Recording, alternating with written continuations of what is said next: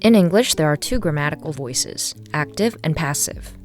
Active voice means that the subject performs the verb's action, while passive voice means that the verb is acting upon the subject. The active voice emphasizes the subject or the thing performing the action.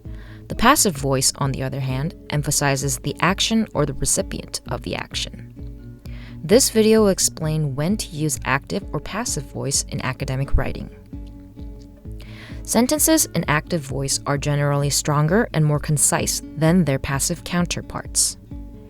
As such, it is typically better to write sentences in the active voice. It is also best to use active voice when the emphasis of the sentence should be on the performer of the action. Here, the second sentence is weaker and somewhat unnatural compared to the first. It can also be observed that the second sentence is wordier than the first. The first sentence here stresses that we developed a novel method. The second sentence, on the other hand, emphasizes the developed method itself. It is important to note that only sentences containing direct objects can be changed to passive voice. This sentence does not have a passive alternative because it does not have a direct object. On the bottom of the beaker is a prepositional phrase and not a recipient of the action. Sentences in passive voice are often wordy and unnatural compared to their active counterparts.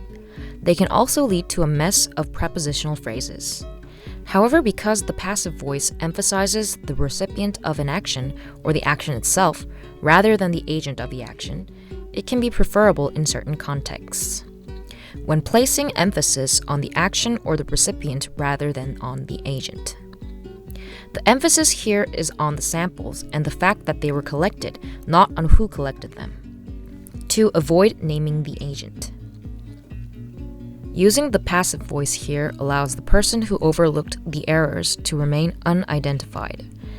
As such, passive voice sentences are often used to avoid an accusatory tone and maintain tactfulness when pointing out mistakes, when the agent is unknown or unimportant. Here, the person who robbed Cynthia's home has not yet been identified, so using the passive voice is sensible. The active alternative would be someone robbed Cynthia's home last month.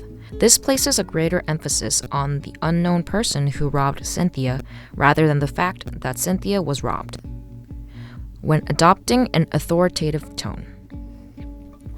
To keep the focus consistent throughout multiple sentences, using the passive voice for the second sentence of the above example allows the two sentences to maintain the same focus.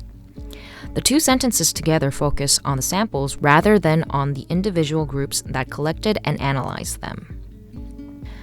To learn more about sentence structure, punctuation, and dozens of other language rules, visit wordvice.com and subscribe to our YouTube channel for more helpful videos on academic writing and editing.